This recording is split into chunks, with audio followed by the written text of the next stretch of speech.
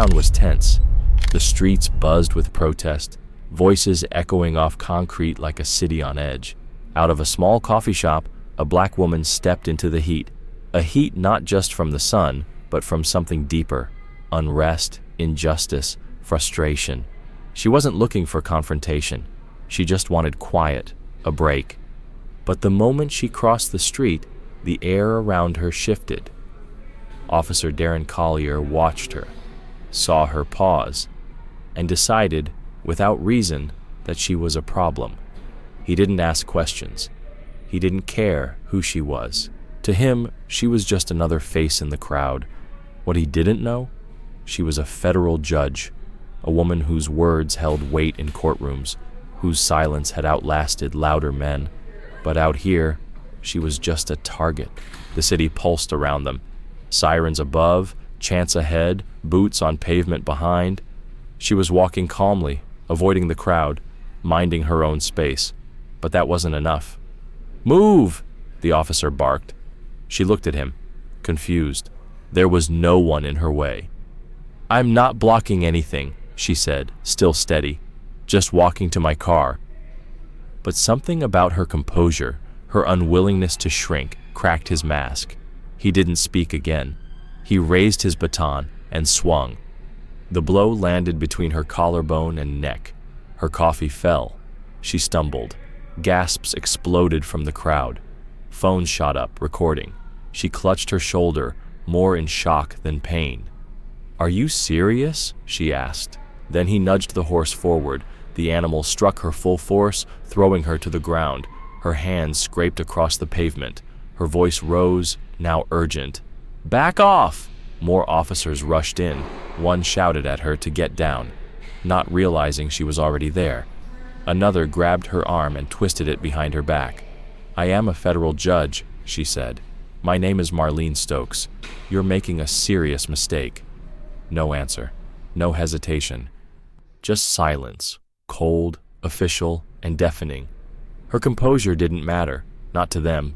One young officer, his badge still shining from graduation and nerves jittering through his fingers, pressed his forearm into the back of her neck with more force than needed, as if restraining a threat, not a woman in a gray business suit whose only crime had been refusing to shrink.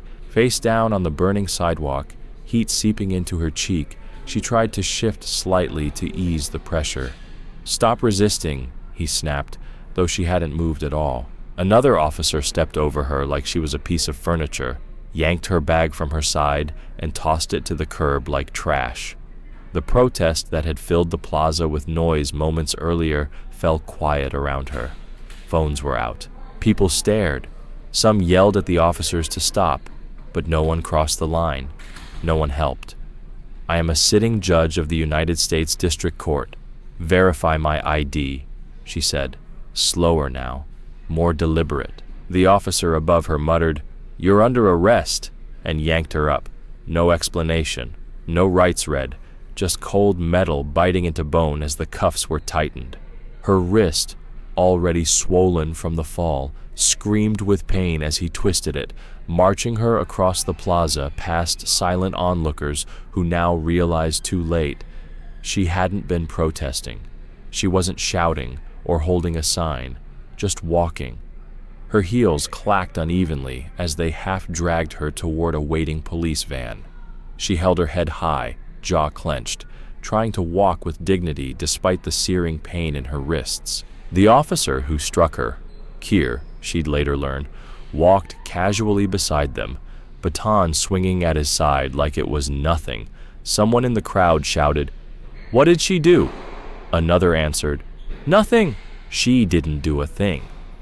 Just before reaching the van, she tried again.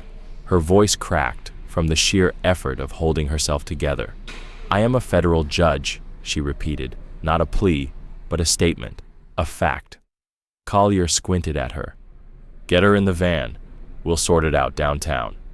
She was hoisted by the elbows and shoved inside. Her shoulder hit the wall. Her knees buckled. She caught herself and stayed upright, breathing through clenched teeth as the doors slammed shut. Inside, it was silent. No windows, just steel benches, bolts, and the sharp scent of disinfectant mixed with sweat. She was alone, wrists burning, body aching, but she wasn't panicked. Not like they expected. She was already calculating. At the station, she was led out under the flickering glow of a broken light. No one said her name. No one read her rights. No paperwork. Just hands guiding her through a side door and into a machine designed to move people in and out without friction, without care. Inside, fluorescent lights flickered above dull tile floors. The smell of ammonia barely covered something older, sour and human. Officers moved like clockwork, heads down, focused only on the next intake. I'm Judge Marlene Stokes. I serve on the United States District Court. Verify my identity, she said firmly. Her voice didn't waver. A woman behind the glass looked up, then away. A technician took her swollen hand without looking, pressed it against a fingerprint scanner. She winced, but didn't flinch. You have my ID. It's in the bag you took, she said. No answer. A printer clicked. A label was peeled and stuck onto a plastic bag. It read, Female, unknown. No, she said, stronger now. You don't get to erase me. The officer raised an eyebrow. Got a problem, ma'am? Take it up with the shift lieutenant. Right now we're processing. Then do it right. This is illegal detainment. He scoffed. Should have thought about that before you shoved a horse. She didn't argue. Not out of surrender, but because now she saw it clearly. They weren't just arresting her, they were building a story, not with facts, with silence.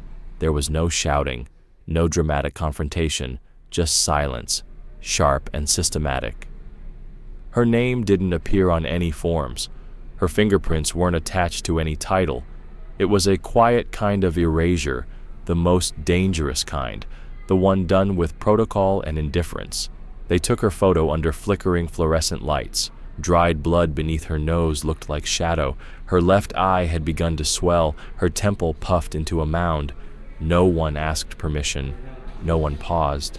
Still cuffed, she was led through a hallway carved with old graffiti and chipped paint, layers of forgotten names buried in concrete. At the duty desk, 2 officers laughed quietly. Did you see the footage? One snickered. She walked right into the horse. The other shrugged. Looks like she got what she wanted. Their words trailed behind her like smoke as she was guided into a holding cell, small, grim, fluorescent light buzzing like a broken insect. A metal bench bolted to the floor. No water, no supplies. Just a door that clanged shut with finality. She sat down slowly, hands elevated to keep the swelling down. Her wrist throbbed, her side ached. But it wasn't the physical pain that stayed with her. It was the clarity of how deliberately she'd been erased, how the system didn't see a judge, a name, a person, just another file to push through before shift change. She thought of the courtroom, the seal behind her bench that read, Equal justice under law. It had always sounded noble. Now, it sounded hollow. Outside her cell, noise swelled. More arrests, metal on desks, loud voices. But inside, it was still. Not from shock, from something deeper, from resolve. They didn't know who they had locked in. Not yet. The light in her cell never shut off. It flickered with each electrical pulse. She didn't sleep. She sat upright, arms folded, watching the door. It wasn't peace. It was discipline. The kind honed by years of listening before ruling. When the door finally opened, there were no words, just an officer with a clipboard. Let's go, he said, turning before she moved. Her body protested as she stood. She walked out slowly. Her belongings sat on a tray, phone, wallet, ID, her torn bag reassembled with a zip tie.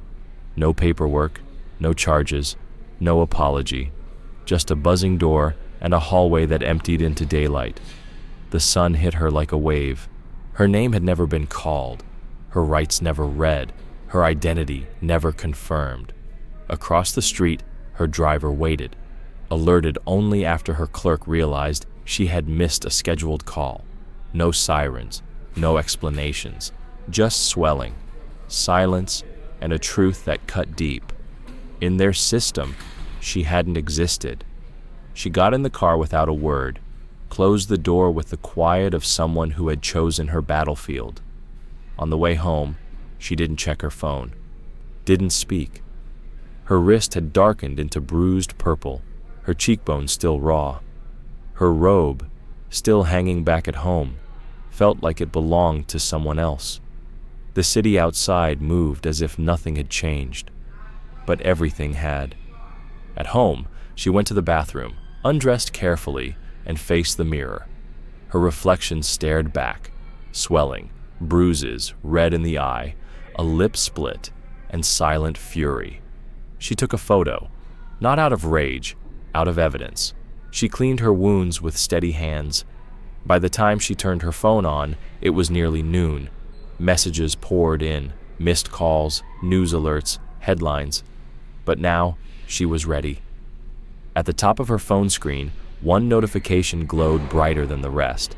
Official statement, City Police Department. She tapped. A press release had gone out just an hour earlier, accompanied by a 23-second video. It was clipped, grainy, and carefully edited. The timestamp was missing. In the footage, Marlene appeared for only a split second, raising her hand, perhaps to shield her eyes, perhaps in instinct, before being pulled down. The clip ended abruptly. Beneath it, a cold, polished paragraph. During yesterday's demonstration, a female suspect interfered with the movement of mounted patrol and resisted multiple lawful commands. Officers acted to disperse a disruptive element within an aggressive group. The department is reviewing the incident and remains committed to transparency and public safety. She read it twice, not because she didn't understand, but because she couldn't believe how quickly and cleanly the narrative had been spun. Quotes from anonymous sources began surfacing immediately. One claimed she inserted herself between protesters and police. Another said she was non-compliant and officers had no way of knowing who she was. A third insisted she had provoked the horse. Local news played the video in loops, each anchor adding subtle spins. She wasn't called a judge. She was an unidentified woman believed to be part of the protest. One pundit speculated about her possible bias against law enforcement, as if her courtroom decisions could explain a fall beneath hooves. Then came the union. The Fraternal Order of Police held a press conference before sunset, flags behind them, dress uniforms in place. The union president spoke of the rising danger officers face during coordinated anti-police efforts. They never said her name, but everyone knew who they meant. When reporters asked the mayor for comment, he offered none. We'll wait for the department's internal review. No mention of her injuries, no questions about force, just a quiet shrug, lost in the weekend news cycle. By evening, the full machine had taken shape. She hadn't been officially named, but the narrative was already cemented. An aggressive crowd, an uncooperative woman, a justified intervention. And she, Judge Marlene Stokes, had been rendered invisible without ever speaking a word in public. But what they failed to consider, what they perhaps never imagined, was that she wasn't nameless. She wasn't disposable. She understood the law they bent, the language they twisted, the protections they pretended to honor. She would not be quiet. In the stillness of her living room, surrounded by stacks of legal texts and half-drawn curtains, she opened her laptop. Her hands, stiff and bruised, found their rhythm. The first filing would go in before midnight, not aimed at a single officer, but at the entire framework that allowed it all to happen. She didn't speak to the media, not once, not when they waited on her steps, not when they left business cards or sent producers disguised as allies. Let them guess, let them speculate on her silence. Was it legal strategy? Was it trauma? It was neither. She had nothing to prove to cameras. Her answer would be filed in motions, in subpoenas, in precedent that would not fade. 3 days after her release, she sat in her study, loose sweater, wrist in a brace, her face still bruised but steady. Around her, binders from past cases, volumes of federal code, evidence of her former life, now her weapon. Her first move, an emergency motion to preserve all data, body cam footage, surveillance, radio logs, internal messages. She marked it urgent, filed it through the court she once presided over. No accusations yet, just a safeguard. By the next day, the city attorney responded. No full body cam footage, they claimed. One camera overheated, another was corrupted, a third missing entirely.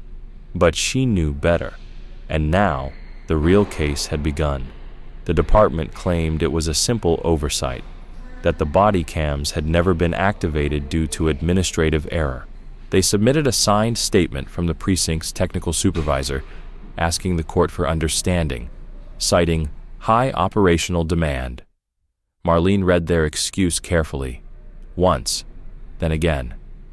Her jaw tightened, her breathing slowed. Not from confusion, she understood exactly what was happening. It wasn't just missing footage, it was a strategy, a slow leak of selective data, enough to cast doubt, but never to clarify, just enough to complicate the truth. She didn't ask for permission.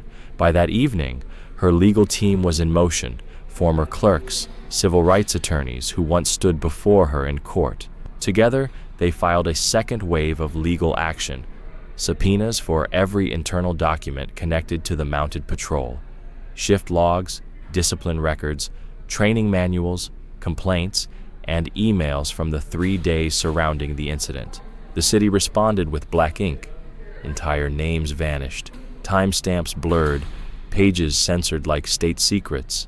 The justification, officer privacy, internal reviews, security concerns. Her team pushed back, filing a formal objection, then a motion for contempt against the precinct commander and city council. The language was calm. The intention was not. She wasn't playing defense. She was building pressure. The city shifted tone. Their responses became defensive, even hostile. One memo accused her team of politicizing the event. Another claimed her position as a federal judge could bias the court and influence public perception. It was a thin attempt to undermine her authority without addressing the facts. She ignored it. Then she filed the first lawsuit, a federal civil rights claim under Section 1983, unlawful detainment, excessive force, systemic obstruction, 60 pages of documentation, witness affidavits, photographs of her injuries, a detailed breakdown of the department's shifting narrative. But she didn't stop there. She contacted the Department of Justice, filed requests for oversight, sent sealed materials to state judicial boards, asked for old disciplinary files to be reopened, submitted a request for a statewide audit of mounted patrol use of force cases from the last 5 years. Everything was documented, precise, designed to survive delay, denial, or deletion. Still, no apology, no admission of error. The union, emboldened by political silence, launched a fundraising campaign, claiming smear attacks on good officers. And through it all, Marlene said nothing. No interviews, no statements, no public appearances. She let the media guess. Was it strategy? Was it shame? It was neither. She didn't need to win the public. She was building something far more lasting, legal precedent. By the second week, something cracked, but not in the direction of truth. A fringe network ran a story. The segment questioned whether Judge Stokes was acting erratically. They called her legal action aggressive and cited an unnamed source who hinted at a personal history that might explain her sensitivity. They didn't say what it was. They didn't need to. The suggestion alone was enough. Other outlets picked it up, echoing the same tone. Was she unstable? Overreacting? Did she have a past? That night, Marlene read the transcript, every line, word for word. And then came the escalation. A PDF appeared online. No explanation, no context. It spread fast, shared in threads, quoted in whispers. An old document, real but decades out of time. A medical record from when she was 22, a law student. It showed a brief, voluntary stay in a clinic after her younger brother died unexpectedly. It mentioned insomnia, acute anxiety, symptoms of grief. She had checked herself in. She had checked herself out. Now, they weaponized it. She didn't speak. Not yet, but her team had already shifted tactics. Because now the story was no longer just about abuse of power. Now it was about the lengths a system will go to destroy the credibility of someone who dares to hold it accountable. There was no diagnosis, no medication, no incident since. Yet the leak was no accident. The union held a hasty press conference outside their headquarters. Surrounded by officers in dress blues, the president, once a cop, now a mouthpiece, delivered a speech laced with implication. Without naming her, he spoke of the need for emotional stability in public leadership. He warned against those who, quote, may not be acting from a place of rationality. Marlene watched the clip that night beside her legal advisor. Hands steady, expression neutral. They were goading her, hoping she'd snap on camera. A headline moment, a raised voice, a soundbite they could loop forever. She gave them nothing. Instead, she filed 2 more federal complaints the next morning, one for retaliation, one for the unauthorized release of sealed medical records. This time, she named names, internal affairs staff, system administrators, anyone with the credentials to access confidential data. Her filing cited login records, timestamps, and audit trails already collected through prior discovery. Even the police union was named, under a civil conspiracy claim. Still, the attacks didn't stop. Commentators cast doubt on her character. Threads popped up across forums questioning her impartiality, resurfacing old cases she had ruled on, twisting her defense of constitutional rights into claims of bias. But something else began to stir. Community groups, many long ignored by the justice system, rallied behind her. A local coalition for police reform issued a statement demanding federal oversight of the precinct. Law students gathered on courthouse steps with signs, "We believe Judge Stokes." Then came the letter, signed by hundreds, black women attorneys, clerks, and judges across the country, a message of solidarity, of defiance. And finally, Reverend Ty Carter stepped forward. He hadn't spoken publicly in years. Age and grief had pushed him to the sidelines, but when he appeared outside City Hall, cane in one hand, mic in the other, the crowd fell into a hush. They tried to silence her, he said, voice worn but unwavering. But they forgot who she is, they forgot what she's built, and they forgot who's watching now.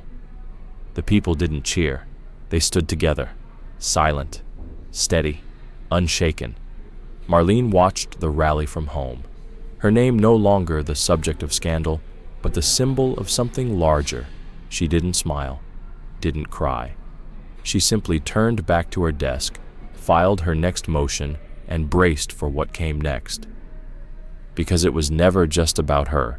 And then, quietly, an email arrived, sent to her private judicial inbox. No name, no greeting, just a subject line. "You don't know me, but I know what they're hiding."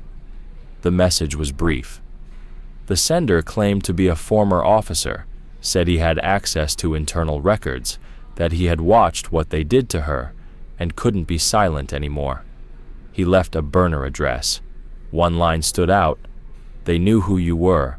They had time to stop it. They didn't." By nightfall, 67 encrypted pages landed in a secure drop. Internal emails, department chatter, union communications, press drafts edited over and over before release. But the thread buried on page 31 said it all. Judge's ID came up in system. Do not reference by name until cleared by comms. Advise all units. Treat as UF, unknown female, until statement finalized. They knew. The arresting officer knew, the booking sergeant knew, the commanders knew, and they all chose to say nothing. She stood by her window, the city quiet behind her. She didn't speak, didn't move, but something in her stilled completely. She had wondered how deep this would go. Now she knew. They hadn't just lost the truth, they'd buried it, deliberately. The next day, the sender revealed himself. Marcus Wynn, former patrol officer, 2 years in the mounted unit.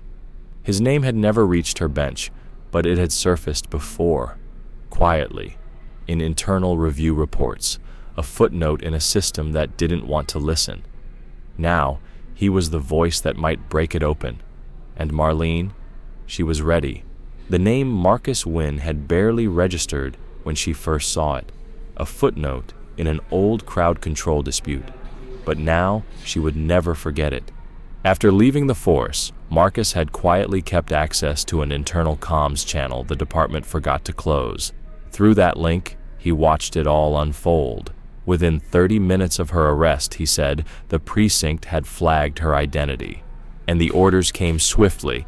No media engagement, no admission of fault, do not release unedited footage. Control the optics, as always. But in his final message, Marcus made one promise. There's uncut footage. I've seen it. A secondary training camera, mounted on the flank. I know where it's stored.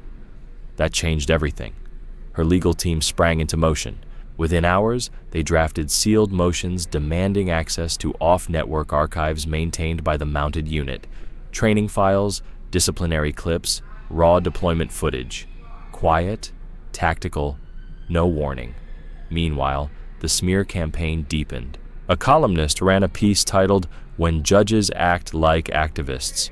Her law school photos were dragged out of dusty archives. On toxic forums, digital mobs picked apart her life in search of anything to weaponize. Then came the call. Past midnight, her sister, shaken. "I just saw a picture of you from the hospital that summer. Why would they leak that?" For once, Marlene had no answer. She had always relied on the law, on structure, on reason. But now, she saw clearly. This wasn't just an attempt to discredit her. It was a full attempt to erase her. So she sat there, alone, in the blue glow of her laptop. Not broken, not even close, but clear-eyed and ready. Because now, she had something they couldn't silence. The flame. It dropped on a Tuesday. No fanfare, no headline, just a file on a digital rights forum. Title, Uncut, Flank View, time-stamped. Quiet, raw. By 10 a.m., it had been mirrored to 3 platforms. By noon, it was everywhere. 4 minutes, a mounted officer's secondary training cam. The angle was clean. No distortion, no cuts. Judge Marlene Stokes walked calmly from the cafe. Slate gray suit, coffee in one hand, bag over her shoulder, no signs, no chanting. She was alone, peaceful, separate from the crowd. Then came the voice, Collier shouting, "Move!" from atop his horse. She was at least 6 feet away. "I'm not in anyone's way," she said.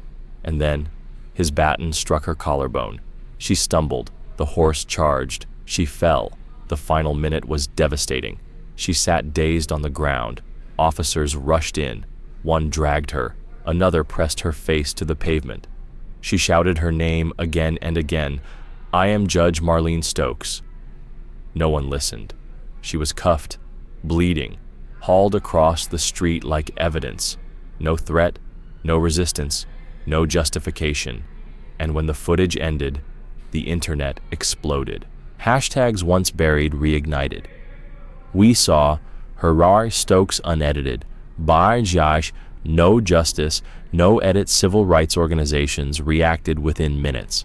The ACLU called it one of the clearest examples of unconstitutional abuse caught on video in a decade. Amnesty International demanded immediate federal review. By afternoon, the video had reached London, Nairobi, São Paulo, subtitled, translated, broadcast. Even mainstream media, once cautious, turned on a dime. Anchors who questioned her now spoke with solemn urgency. Two major newspapers retracted earlier editorials that had cast doubt. At 3:15 p.m., Mayor Eleanor Banks appeared before cameras, visibly shaken, flanked by officials whose faces told a story of panic. "We are aware of the footage. An immediate review is underway. I will not assign blame until the facts are clear, but we take this very seriously." The press didn't buy it. Reporters shouted, "Why did the department deny the footage existed? Will the officers involved be suspended? Did you know she was a federal judge when it happened?" No answers. But now it didn't matter, because the truth was no longer buried. It was playing on screens across the world, and Judge Marlene Stokes, who never asked for the spotlight, was now the face of something far larger, not just a fight for justice, but a reckoning long overdue. No answers came, no confirmations, no suspensions, just silence again. But now, it wasn't hers to carry alone. At 9:11 the next morning, Judge Marlene Stokes resumed her docket. She had canceled no hearings, skipped no sessions, but today felt different. Not because she had changed, but because the world finally understood what she had endured. Security around her chambers had been quietly increased. Her clerk filtered a surge of messages, some hateful, most supportive, all aware. When she entered the courtroom, every seat was filled, not just by lawyers or journalists, but by everyday citizens who had never stepped foot in a federal courthouse before, people who came to bear witness. She wore her robes as always. Her face was calm, marked only by a faint trace of bruising along her cheek. She offered no smiles, no acknowledgments. She simply sat, tapped the gavel, called the first case. No cameras were allowed, no microphones, no distractions. The court ran exactly as it had before, with precision, fairness, and authority. But outside, the image of her returning to the bench after all that had been done, after being silenced, smeared, and buried, moved faster than any breaking headline. She wasn't just the woman knocked to the pavement. She was the woman who stood back up, unshaken. Later that evening, a coalition of civil rights attorneys filed a formal demand, immediate suspension of the officers involved, and a federal consent decree over the entire department. More citizens came forward, people who had once been silent, now emboldened by her voice. Her name had opened the door they were once afraid to approach. But the department didn't speak for Officer Darren Collier this time. 3 days after the footage went viral, he appeared on a national morning show. No badge, no uniform, just a navy blue tie, carefully chosen to project control. The network framed the segment as balanced. They always did. "It was chaos," he said. "People were yelling. The horses were spooked. I gave lawful commands. I followed my training. I didn't know who she was." The anchor asked him about the footage. "It looks bad in hindsight," he replied, "but she moved fast, stepped into our space. I acted to prevent something worse." But the public wasn't buying it. The uncut video had burned itself into memory. Within minutes, his claims were dissected side by side, frame by frame. Experts tore apart every inconsistency. Social media lit up with clips, analysis, and direct contradictions. She hadn't moved quickly. She hadn't shouted. She hadn't threatened. She had simply walked, calm and deliberate, through a space they didn't want her in. What he called a threat was, to the world, a woman in a slate gray suit holding coffee. Public outrage was swift. The network faced backlash for giving him airtime. The anchor was accused of softballing. By day's end, the mayor's office, silent even after the video's release, finally acted. 3 officers were placed on administrative leave, Collier and the 2 others who tackled, cuffed, and booked her as an unidentified female. Then came the federal response. At 11:46 a.m., the Department of Justice issued a formal announcement. The Civil Rights Division would launch a full investigation into the 7th Precinct and its practices, focusing on crowd control, use of force, and internal accountability. The Assistant Attorney General herself read the statement, calling the video deeply disturbing and emphasizing a need for structural clarity and institutional reckoning. This wasn't a PR crisis anymore. It was a federal investigation. And Marlene? She didn't gloat, didn't speak to press. She filed her next motion, a personal one, a comprehensive civil rights lawsuit against the city, the department, the officers involved, and the anonymous officials who buried the footage and leaked her medical records. Her complaint was airtight, every violation documented, every falsehood exposed.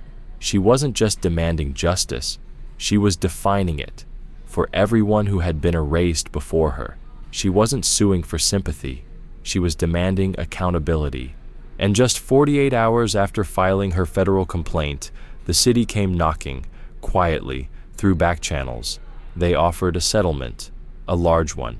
High 6 figures, maybe more. The terms were clear: no admission of wrongdoing, full confidentiality, silence in exchange for closure. Her reply arrived that same afternoon. I will not trade silence for money. This is not about compensation. It is about consequence. The rejection struck City Hall like a thunderclap. Behind closed doors, risk managers scrambled. Outside, the streets filled again, not with chants for punishment, but with calls for reform. Her name wasn't just a hashtag anymore.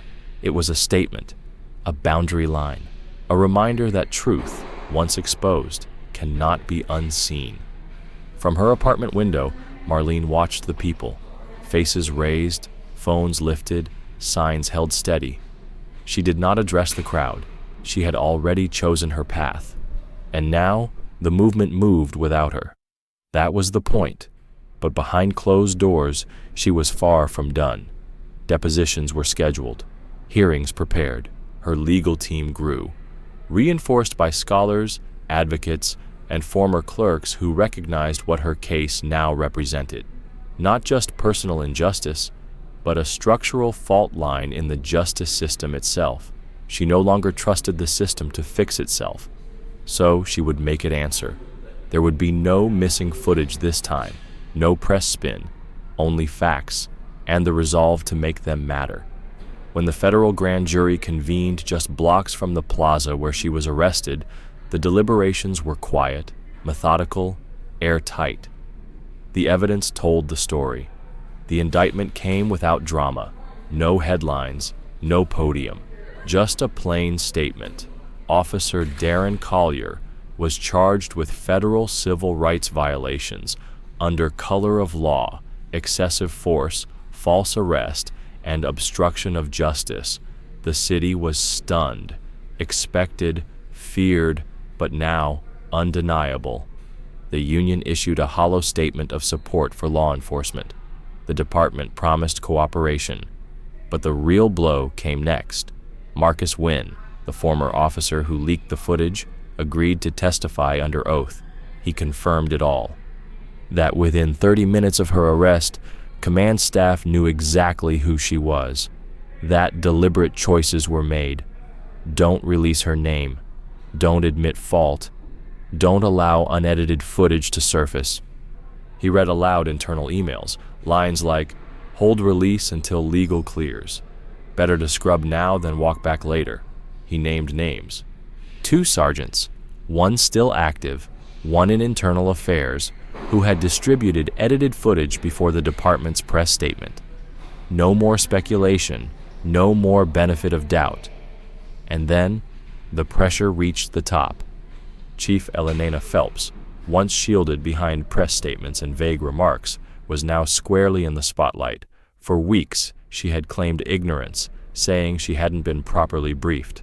But emails revealed otherwise. One in particular, just 12 hours after the arrest, showed her explicitly acknowledging Marlene's identity and advising legal counsel to manage optics ahead of verification. Not a lie, but not truth either. A dance with consequences. Civil rights attorneys responded swiftly. A new joint filing named her directly, citing not just negligence, but active evasion of constitutional duty. The narrative had collapsed. This wasn't just about one officer or one woman or one day in a plaza. This was about a system that had quietly counted on silence and what happened when one woman said no. It was the kind of legal maneuver that shook institutions, not just people, but policies and power structures. Within days, Chief Phelps appeared at a podium, surrounded by senior staff who now looked more like reluctant witnesses than supporters. Her statement was brief, crafted by attorneys, meant to appear conciliatory, but hollow at its core. "I stand by my officers," she began, "and acknowledge mistakes were made in the aftermath of Judge Stokes's arrest. I was not fully informed in the earliest stages and take responsibility for not demanding transparency sooner. We welcome the DOJ's review and will cooperate fully. It wasn't enough. Not for the public, not for Marlene, and not for the lawyers building their cases brick by brick." Marlene didn't watch the press conference live. She didn't need to. She'd seen this playbook before, the soft vocabulary of bureaucratic retreat. The words meant to imply accountability while avoiding all responsibility. That same week, more complaints surfaced. Dozens of citizens, once silent out of exhaustion or fear, came forward. Unjust stops, aggressive dispersals, mounted officers used as intimidation tools. Most had never filed a report before. Now, they had video, witnesses, and each other. Marlene read their statements, not as a judge, not yet, but as a woman who now knew just how easily justice could be pushed off the edge, quietly, efficiently, invisibly. This wasn't resolution. This was escalation. By the time 3 new lawsuits were filed in a single morning, the city attorney's office stopped trying to contain the narrative. This was no longer damage control. It was collapse in motion. What once seemed like isolated incidents were now threads in a single, undeniable tapestry, woven through a unit shielded for too long by silence. Internal Affairs, once a rubber-stamped department designed for delay, was no longer capable of absorbing the shock. Then came the raid. Just after dawn, federal agents entered the precinct's archive facility. They walked out with hard drives, chain of custody logs, memos the department had long denied even existed. The effect was instant. Within 24 hours, the head of Internal Affairs resigned, citing health reasons. 2 lieutenants were placed on leave. Subpoenaed emails revealed that past complaints had been quietly rephrased, misfiled, or deleted entirely under pressure from supervisors trying to meet quota. City Hall issued a statement. The mayor, they insisted, had no knowledge. No one believed it, not anymore. The facade had shattered. The damage was public, and it reached through every level of leadership. Marlene didn't attend the briefings. She didn't issue comments. She returned to court, gavel in hand, voice clear, rulings delivered as always. To the public, she was unchanged. To her legal team, she was relentless. Behind the scenes, her filings expanded. Affidavits multiplied. Witness lists grew. Federal monitors were embedded across the department. Oversight became unavoidable, and the tone of the city shifted. The mayor, who had balanced on neutrality for weeks, was now being grilled by the state legislature. Why hadn't the mounted unit been audited after previous protest injuries? Why was Internal Affairs still reporting to precinct leadership instead of an independent board? Those weren't political questions anymore. They were legal ones, and now they had names, dates, and a trail. Because what began with one woman's refusal to be silenced had become a reckoning that no one could ignore. What excuse could explain so many missing video records across so many cases now shown to follow the same pattern? The public had no patience for internal delays. The protests resumed, calm, organized, relentless. Marches moved through downtown streets not with slogans, but with precision. Excerpts from Marlene's complaint were read into microphones. College students formed research collectives, digging into public archives, and a group of retired judges, federal and state, released a powerful statement. This wasn't just an arrest, it was an assault on the rule of law. Within weeks, the city faced 6 separate lawsuits, all stemming from the same department. One for unlawful detainment, another for excessive force. One plaintiff was a teenager, another a retired veteran. Their stories varied, but the blueprint was identical: unnecessary force, silence, and buried complaints. Marlene's team, while not representing them all, quietly provided discovery materials where relevant. They didn't coordinate messaging. They didn't call press conferences. They didn't have to. The truth was now speaking for itself. In response, the department clamped down. Another whistleblower leaked an internal memo. Precinct captains had been told to restrict all external contact. The memo repeated one phrase 3 times: contain the narrative.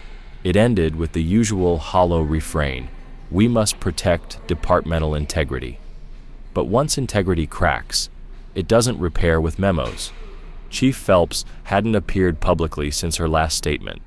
Rumors swirled of a retirement deal. Her replacement, they said, would be an outsider, a fresh face. But Marlene wasn't chasing resets. She was building precedent, and it was working. Across the city, courtrooms filled with new motions. Attorneys referenced her case as legal context, not just in civil rights lawsuits, but in employment claims, even family court cases involving police overreach. Her name became a legal citation, not for fame, but for accountability. Because this wasn't about being remembered. It was about making sure no one was forgotten again. The city, once insulated by bureaucracy, now felt the blade of truth, slow, deliberate, and irreversible. Not in riots, not in graffiti, but in subpoenas, hearings, and sworn testimony. It wasn't spectacle, it was structure cracking open. And then came the hearings. In a municipal building stripped of glamour but thick with tension, folding chairs lined the gallery. Citizens, students, former officials, they all came not for drama, but for facts. And the facts arrived. City commissioners and council members sat under flat fluorescent lights, but it felt more like a courtroom than a civic panel. The department's leadership appeared, not above the city, but answerable to it. Commissioners looked grim. Internal interview clips echoed through the room. Precinct commanders spoke in tight, rehearsed phrases, cross-examined without reverence for badges or rank. But it was what happened on the 3rd day that none would forget. No announcement, no security, no ceremony. Judge Marlene Stokes entered quietly. She wore a navy blazer over black, no robe, no bench, just a witness chair, and the room, tense for days, went silent. She had become a symbol. Her face circulated endlessly, but now she was no longer just a headline. She was present, under oath, and as she began to speak, her voice didn't shake, it didn't rise, it didn't perform, it simply delivered truth, clear, composed, relentless, and the city listened, not because it was told to, but because it no longer had a choice. She gave them the facts, no embellishments, no dramatics, just truth, unfiltered and exact. She described her walk from the cafe, the unprovoked order, the baton, the shove, the cuffs cutting into her injured wrist.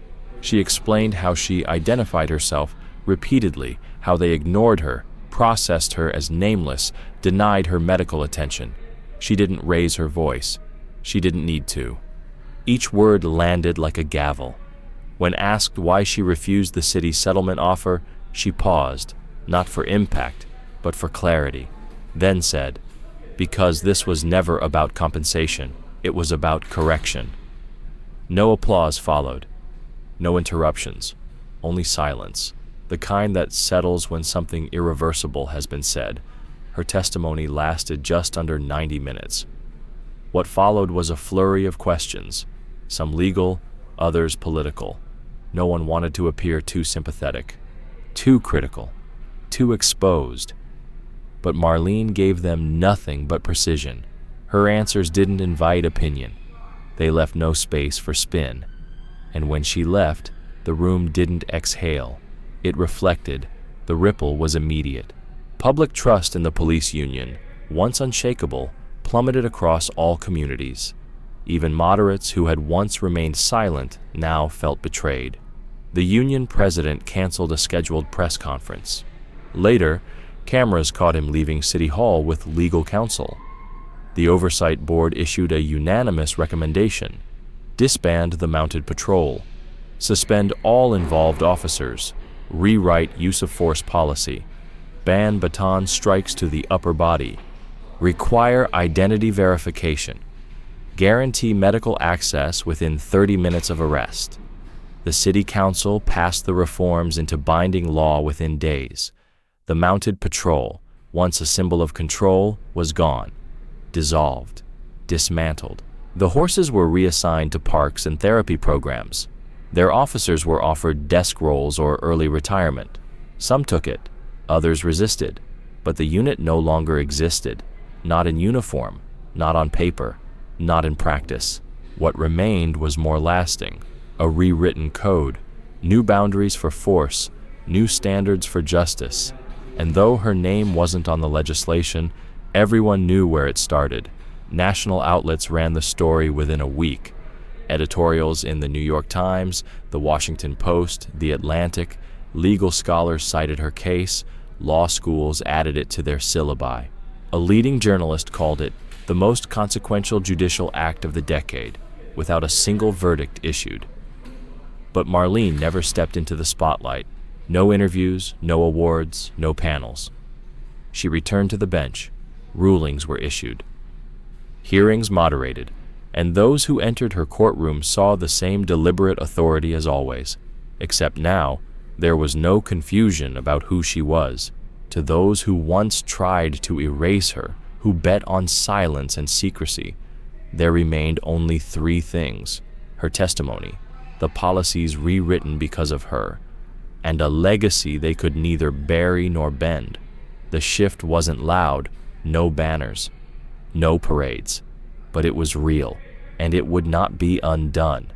The final ruling came down mid-morning, 12 pages, no poetry, only power. The U.S. Department of Justice, citing constitutional violations, sustained misconduct, and a breakdown of public trust, placed the department under a federal consent decree. It was binding, not symbolic. Every policy involving use of force, detainment, and community engagement would now answer to a court-appointed monitor, quarterly public reports, a civilian review board with full authority, no precincts exempt, no exceptions. City officials, caught off guard by the force of the judgment, scrambled. Their public statements were cautious, apologetic, too late, because justice had already begun, and this time it didn't ask for permission. The language of justice no longer echoed from podiums. It now moved through court filings and judicial orders, quiet, firm, and irreversible. Chief Elena Phelps resigned within hours of the ruling. No farewell address, no final salute.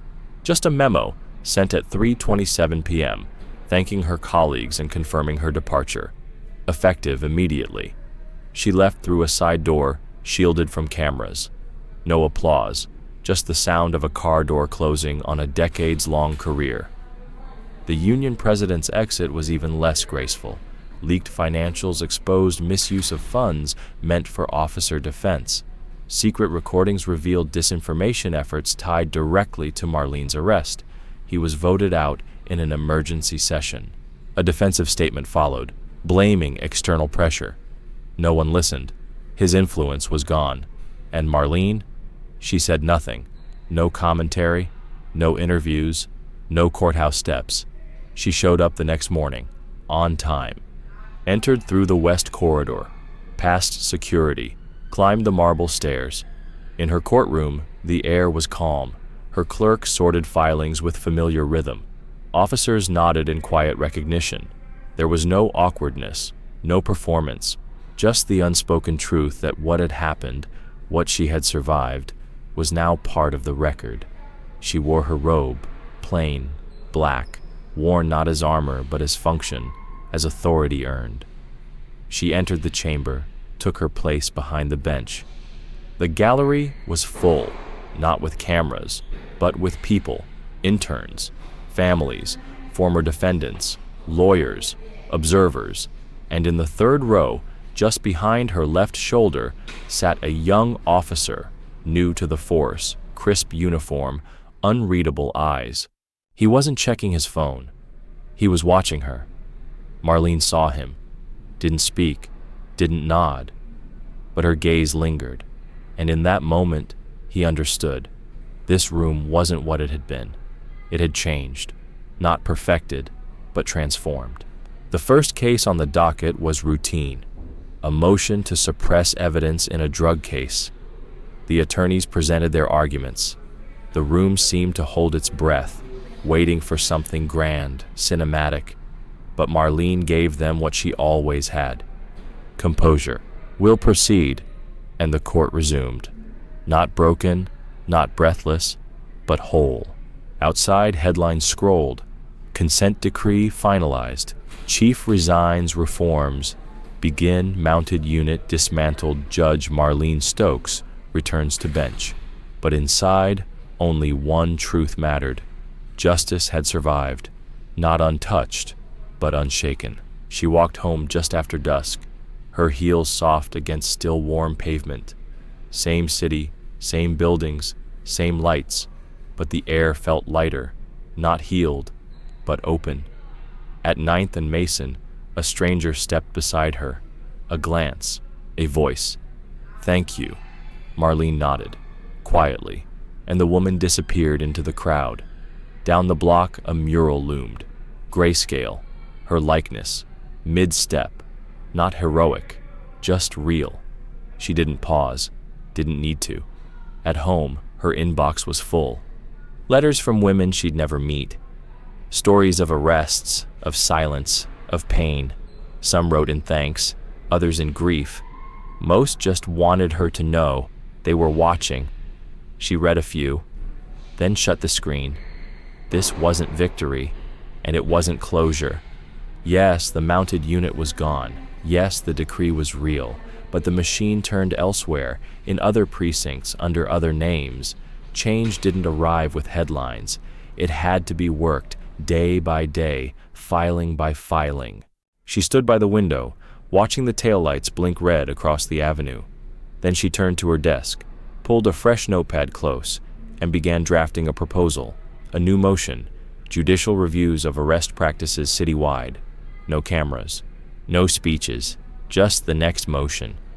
They had tried to reduce her to a line in a police report, a body without a name. They failed. She had become something far harder to erase: precedent. She wrote that word in bold strokes, then looked forward, calm, sure. "I'm not done," she said, and she meant it.